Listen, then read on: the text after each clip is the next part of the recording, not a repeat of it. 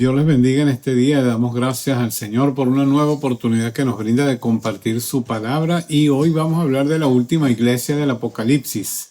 Vamos a hablar sobre el tema de una carta ardiente a una iglesia tibia, la iglesia de Laodicea. Vamos a leer entonces en Apocalipsis 3, 14 al 22. Dice así la palabra de Dios.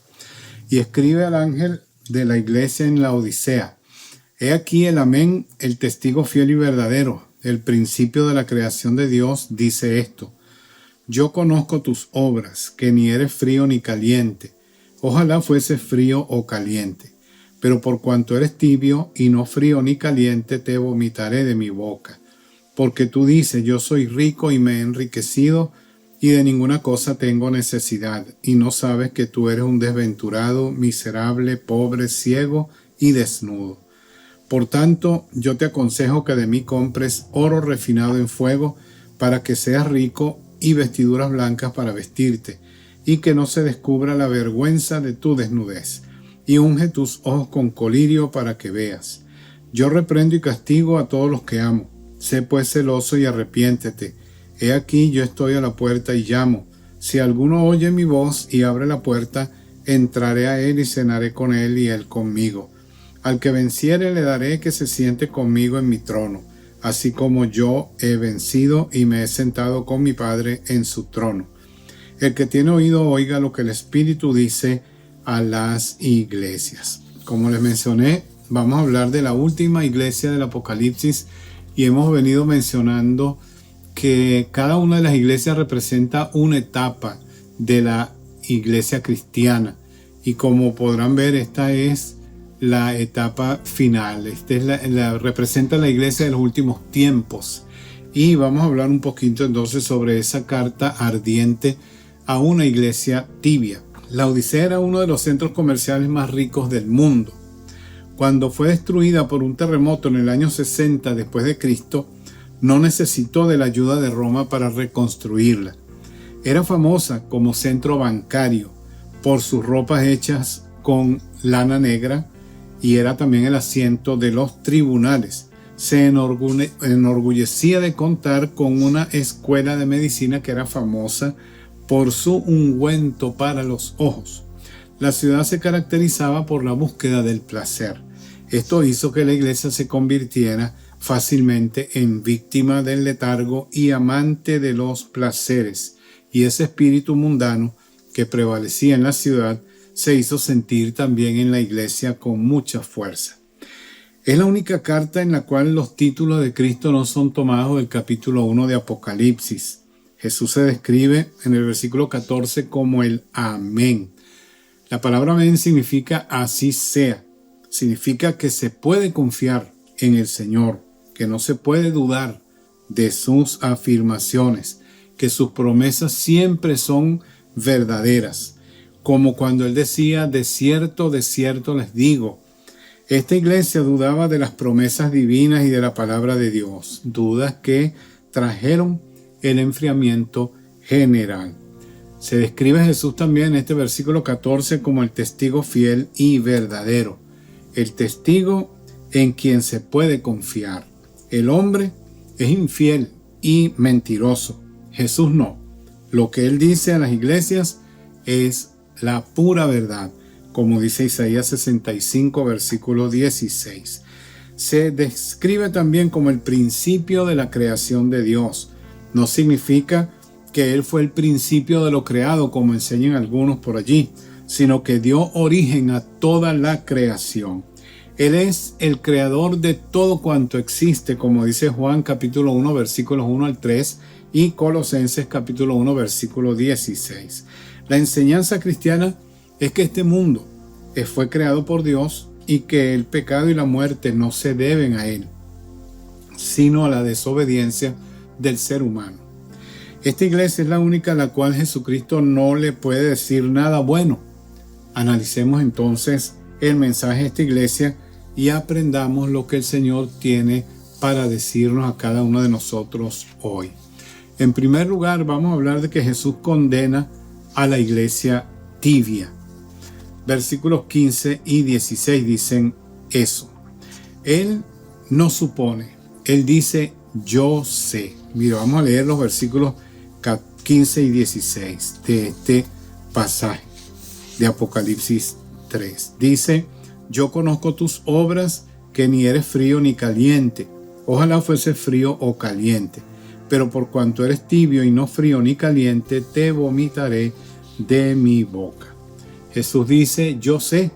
Tiene una profunda percepción de la iglesia o de los cristianos, de nosotros los cristianos, y si estamos tibios. No felicita ni aplaude a una iglesia así.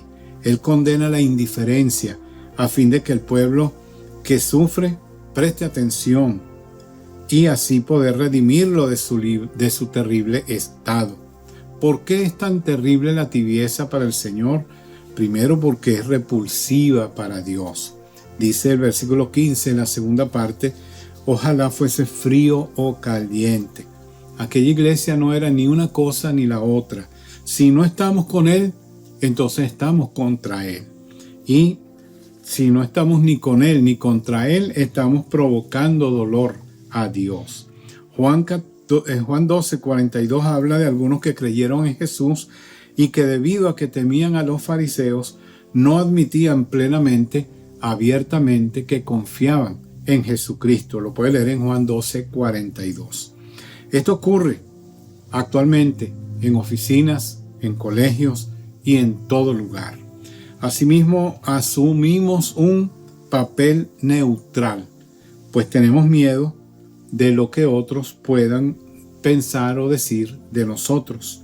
A Dios le causa repulsión cuando nos negamos a asumir una posición firme por causa del temor. Cuando el pueblo iba a la tierra prometida, cuando el pueblo de Israel salía para la tierra prometida, Moisés les dijo, no tendrán temor de ninguno. Deuteronomio 1:17. ¿Por qué Jesús condena a la iglesia tibia? En segundo lugar, porque las iglesias tibias son rechazadas por Él. Dice el versículo 16, la segunda parte, te vomitaré de mi boca. Unos enseñan que esto significa que no van a ser salvos, pero no es así. Indica que la iglesia va a perder su privilegio de sostener la lámpara del evangelio. A través de los siglos, iglesias así hipotecan su derecho de proclamar el evangelio. No queremos ser vomitados de la boca del Señor, más bien queremos ser usados por Él. Tenemos que cuidarnos, tenemos que guardarnos de la tibieza espiritual. Cerca de la Odisea estaba una ciudad llamada Hierápolis. Allí había era hermosa por sus manantiales que estaban allí. Los viajeros querían calmar la sed y se encontraban con que el agua de esos manantiales era tibia, y no hay cosa más desagradable que el agua tibia para una persona sedienta. De allí la figura te vomitaré de mi boca. En segundo lugar, podemos ver las causas de la tibieza espiritual. La primera causa es autosatisfacción. Versículo 17, la primera parte dice, dices que eres rico y de ninguna cosa tengo necesidad. La iglesia ni siquiera tenía necesidad o sentía necesidad de Dios. Revela un gran descuido, tranquilidad y pereza. Un día, Santo Tomás de Aquino se acercó a la oficina papal y le dijo al Papa, el Papa le dijo a Tomás de Aquino, le dijo, no, ya no podemos decir no tengo plata ni oro, porque en el escritorio del Papa él estaba contando el dinero que había. Y Tomás de Aquino le respondió, ni tampoco podemos decir levántate y anda, o toma tu lecho y anda. Así que la iglesia de los últimos tiempos se ha descuidado en su vida espiritual y ha estado más pendiente de lo material. La segunda causa por la que podemos ver la tibieza espiritual y por la que el Señor la rechaza a la iglesia es la ignorancia que tenemos de nosotros mismos. El versículo 17 dice, y no sabes. Podemos tener una buena opinión de nosotros mismos, pensar que somos una buena iglesia, una buena persona, un buen grupo de cristianos, pero Cristo puede tener en su mente y pensar de nosotros de una manera distinta. Él usa varios calificativos para esa iglesia. Él dice, los llama desventurados. Puede significar desdichados, según el versículo 17, la segunda parte del versículo. También en esa parte del versículo dice y usa la palabra miserable, que tiene el sentido de alguien que está en la miseria, por lo cual es digno de lástima, según podemos ver también en 1 Corintios 15, 19. Él usa la palabra pobre, alude al mendigo espiritual.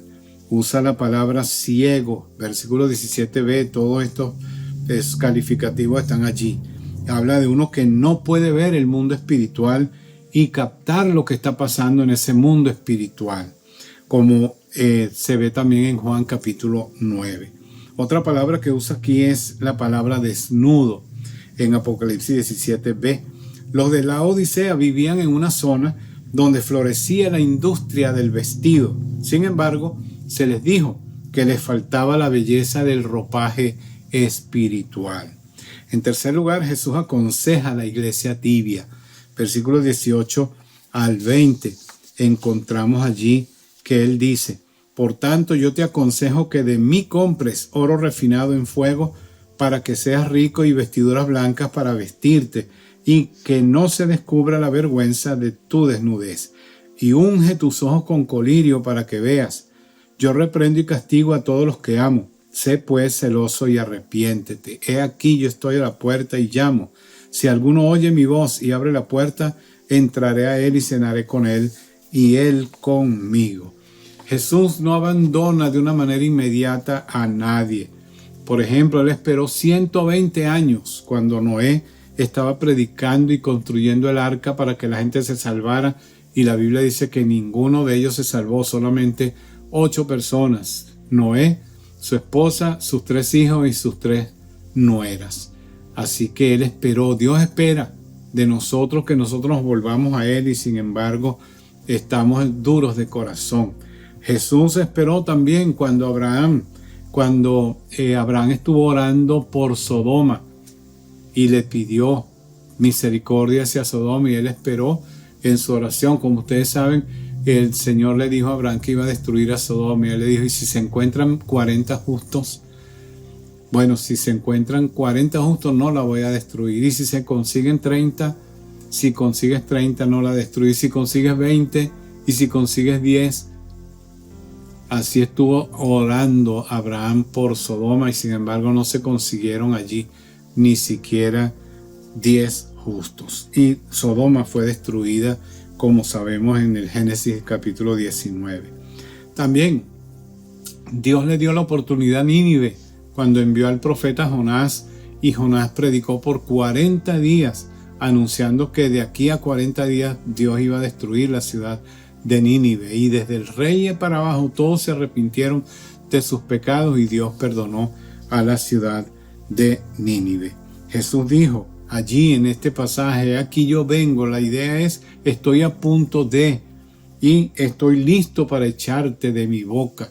Eso es lo que quiere decir allí la palabra de Dios. Él está dándonos tiempo a nosotros para cambiar, para tomar una actitud más dedicada al Señor. El arrepentimiento que Él menciona allí, que nos arrepintamos, que nos detengamos y pensemos en nuestra vida espiritual. ¿Qué estamos haciendo y cómo está nuestra vida espiritual? Él está dándonos tiempo. Por eso, como dice el apóstol Pedro en una de sus cartas, él dice que Él está dando tiempo para que nosotros nos arrepintamos. Algunos piensan que Dios se tarda en su promesa de que viene, pero Él está dando tiempo para que la gente se arrepienta.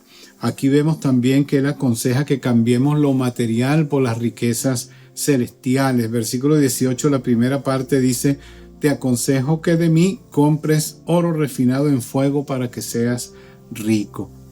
El valle del río Lico, donde estaba la Odisea, era un paso de las rutas comerciales, y eso producía numerosas ganancias a esa ciudad. Prácticamente se podía decir que nadaban en dinero.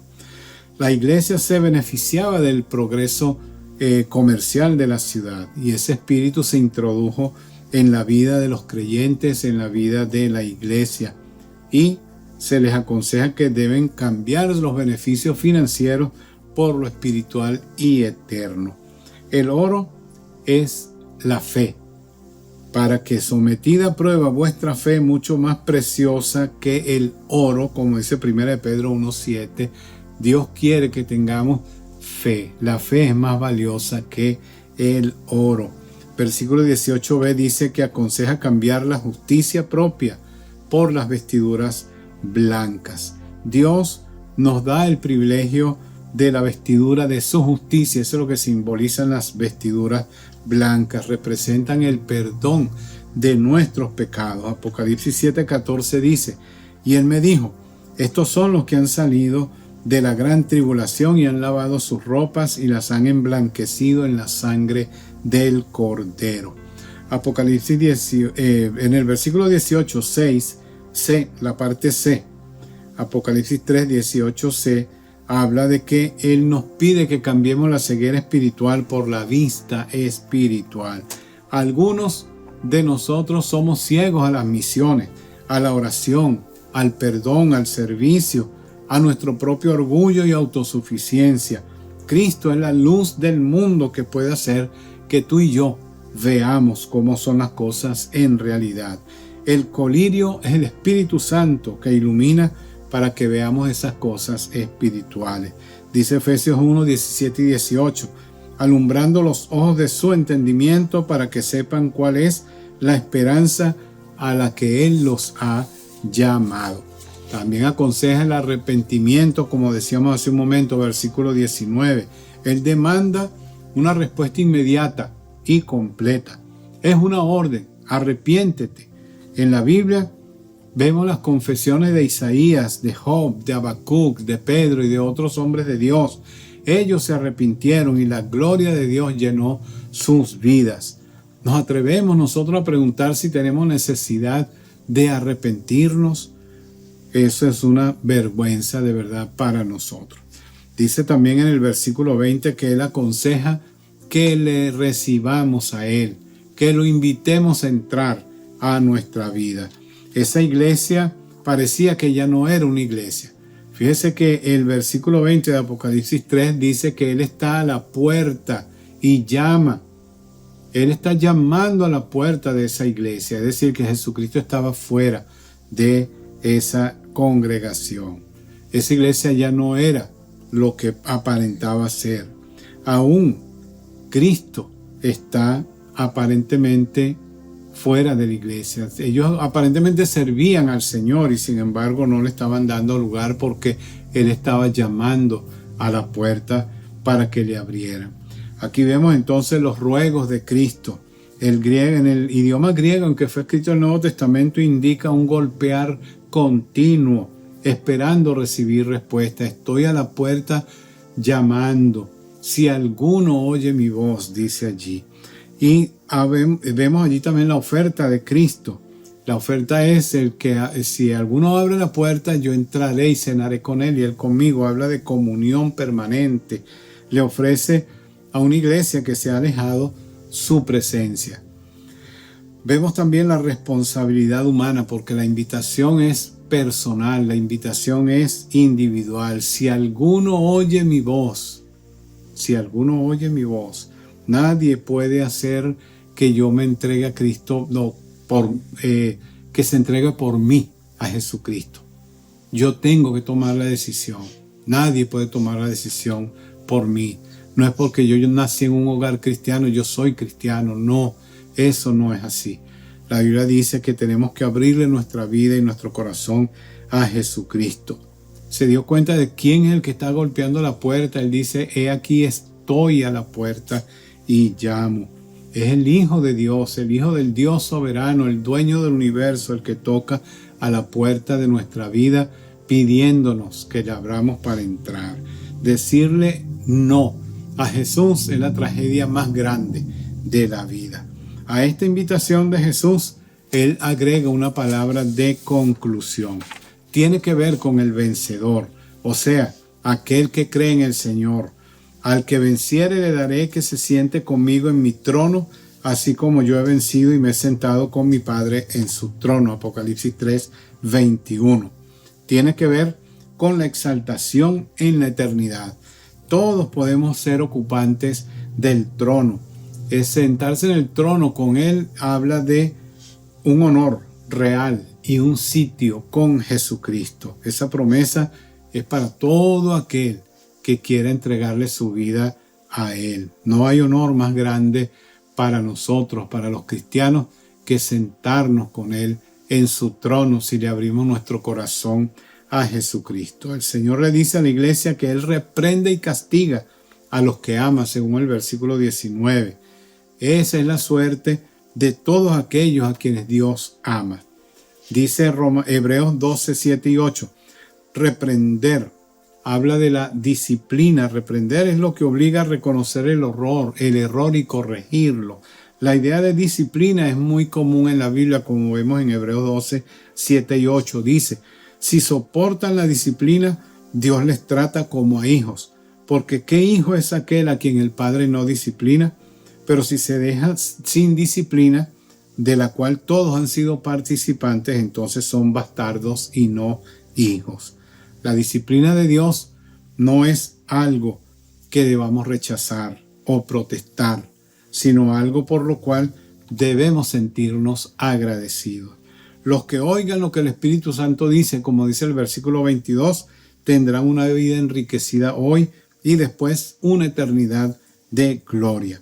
¿Quiénes quieren aferrarse a la tibieza espiritual cuando el Señor nos ofrece más bien su propia persona por el tiempo y por toda la eternidad?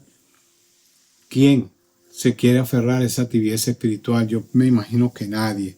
Como les dije, el periodo que representa esta iglesia es de 1900 hasta la venida del Señor. La Odisea significa, ese nombre significa juicio de las naciones.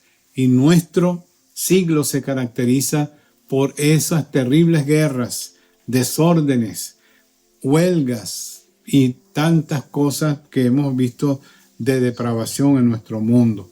Hacia fines del siglo pasado, profesores de muchos seminarios introdujeron lo que se llamaba la alta crítica de las Escrituras.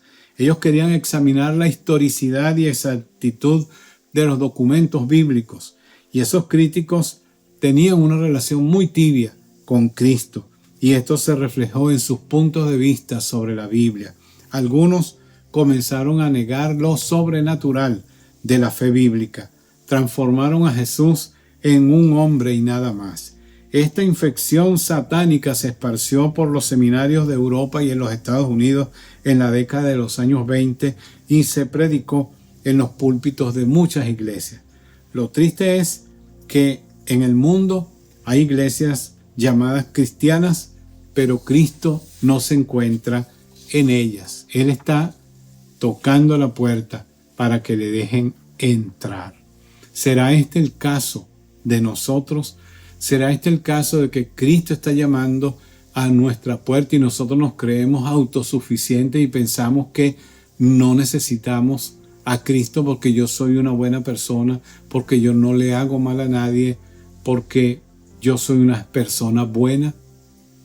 Yo te invito a que hoy le abras la puerta de tu vida a Jesucristo y lo dejes entrar, porque Él está llamando a la puerta de tu corazón. Invítalo hoy a entrar. Dile al Señor de esta manera: Señor Jesús, reconozco que soy un pecador y te necesito. En este momento te abro mi corazón y te invito a que entres en mi vida y me hagas la persona que tú quieres que yo sea y perdones mis pecados y me limpies de toda maldad. Gracias, Señor, por haber entrado en mi corazón y ayúdame de hoy en adelante a ser esa persona que tú quieres que yo sea. En el nombre de Jesús. Amén. Dios te bendiga si hiciste esta oración y te invito a seguir adelante, a que Jesucristo sea el Señor completo de tu vida y tú puedas ayudar a otros a conocerlo a Él como Rey y Señor.